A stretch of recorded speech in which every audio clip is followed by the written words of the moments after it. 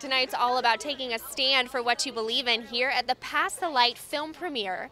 Hi everyone, I'm Shayla Girardin with MaximoTV, live on the red carpet where we had a chance to talk to the stars of the film. What drew you to this film? Malcolm Goodwin is a good friend of mine, and he's directing this film, and he called me, and I had done another film with him, and he said, I want you to play this role, and I said, anything you tell me to do, anywhere, anytime, I'll be there. And I was for once true to my word. And there was a lot of kids on the set. What was it like working with all those youth, working with all that energy? Oh, it was great. I mean, I had to carry my pedophilia card. No, I'm just kidding. I'm just trying to be funny.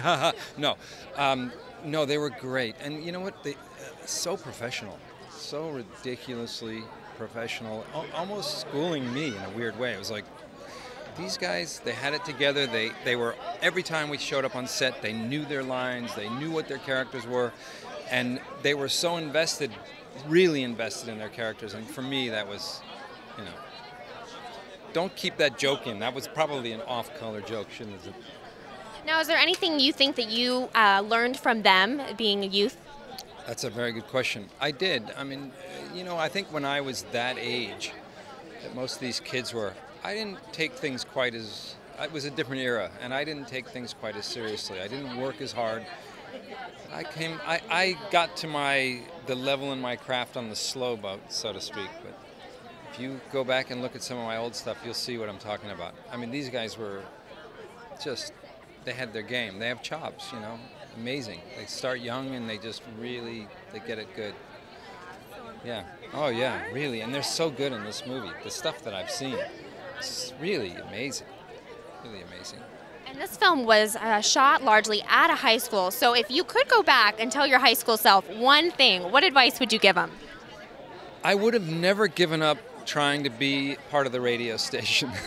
They didn't let me, you know, all the kids that ran the radio station in my high school were all really clean cut. I had when I had hair, it was like down to here. And I think I didn't fit into their ilk, but I was like, no, but it's music, and I love music, and you know, I would have probably been more involved with student government. I think I would have been, and definitely more of the clubs, more of that atmosphere. I just, you know, I had a kind of a misspent youth, so. So you mentioned the radio. Can I hear your radio voice? Do you have your announcer voice ready? Well, it all depends, you know, because if it was going to be. The music I wanted to play was going to be all B-sides, nothing, you know, in the mainstream. So my attitude was going to be absolutely non-radio. So basically, what you hear is what you were going to get from me. That's it. I wasn't going to be like a radio personality. And they were like, no, it's not going to work. And you've been so busy lately. First of all, congratulations on Taken 3. Yeah, well, it was a wonderful vacation, actually, but it was great. It was a lot of fun. The movie's done very well, and I love that whole group of people, wonderful people. And this last month and a half, I've been actually producing a record. So I do music. It's kind of my under the table kind of thing. Yeah, yeah.